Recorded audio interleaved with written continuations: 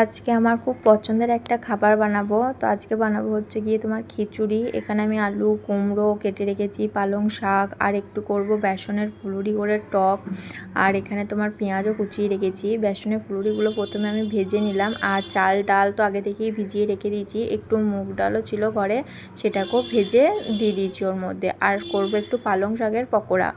তো এখানে নুন হলুদ কাঁচা পেঁয়াজ লঙ্কা এইসব দিয়ে ভালো করে এটাকে মেখে নিলাম। আর এতে না একটুকু জল ব্যবহার করি নাই আমি, নুন দেওয়ার পরেই এটা মানে মাখানো হয়ে গেছে। তো তারপর একটা একটা করে বড়াগুলো আমি ভেজে নিলাম। আর এই বড়াগুলো না অল্প তেলে যদি ভাজা হয়, আর পালং শাক এমনিতেই শরীরের পক্ষে খুবই ভালো, ভিটামিন আছে পালং শাকে, এটা বাচ্চাদের জন্যও খুব ভালো এই বড়াটা, আর বেশ মুখরোচকও হবে। তো তারপর এখানে আমি টকটা চাপিয়ে দিলাম, আর পালং শাকের পকোড়াগুলো আমার সব ভাজা হয়ে গেছে। অল্প করে বেসন দিয়েছি, আর দেখো পুরো শাক শাক হয়েছে। এর মধ্যে একটু ধনেপাতা দিলে বেশ ভালো লাগতো খেতে।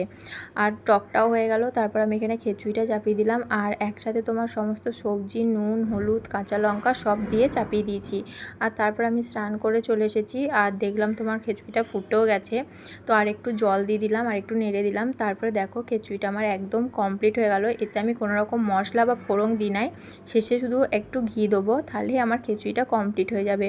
তো ভিডিওটা কেমন লাগলো কমেন্টে জানিও। আবার আসি নতুন কোনো একটা ভিডিও নিয়ে। টাটা।